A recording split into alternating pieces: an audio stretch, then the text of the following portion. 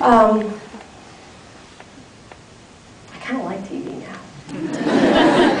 It's not the big bad wolf and the enemy anymore. But when TV first approached us, a lot of things were going on in our life at the time. Nat wasn't working. He was being president of Little People of America organization. He was very, very much in the advocacy role of and for little people. We had been in the media throughout our life, in People magazine, in the New York Times, in our local media, and our local newspapers and stuff. Sometimes a lot of these producers on these types of shows look in major newspapers or major magazines on a typical family, and they happen to see us, and they happen to say, this could be a story somewhere, maybe we could turn this into something. And they came up with an idea, they came up with a storyline, and they approached Matt. When Matt approached us, myself and the kids, we absolutely said no. We all hated it and said, what on earth are you thinking? We do not want to be on TV. I think our image of TV was a lot different than what it kind of turned out to be.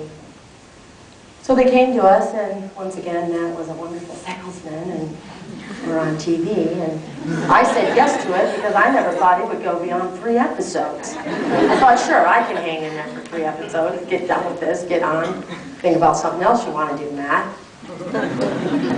So they approached us, they came up with a plan, they approached CBS, CBS said no to it.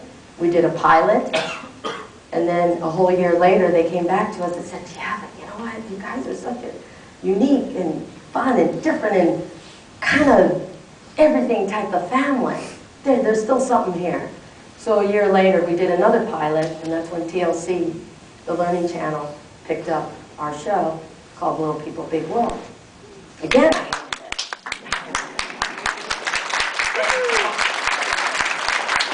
But again, I did not like it because I thought, you know, I work a lot on the package. I work a lot in being the best mom. I never yelled at my kids in public because I thought, if I didn't. I never did when they were young. I never yelled at them in public. I waited when I was out of earshot at everyone. Because I tell you, my biggest fear of being a parent, which is some crazy paranoia thing in my own way, was that if I couldn't have other people think I could handle being a parent, especially with 4 kids, because I used to hear a lot of parents with only 1 kid complain and like they had a hard time and their husband never helped, and I'm like, I'm there, but what's the problem?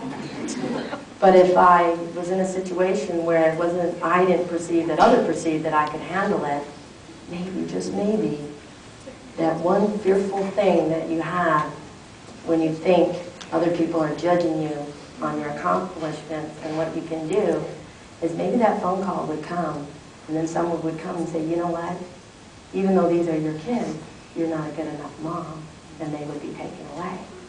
And that is the one fear, for some crazy, stupid reason, I never yelled at my kids when they were young.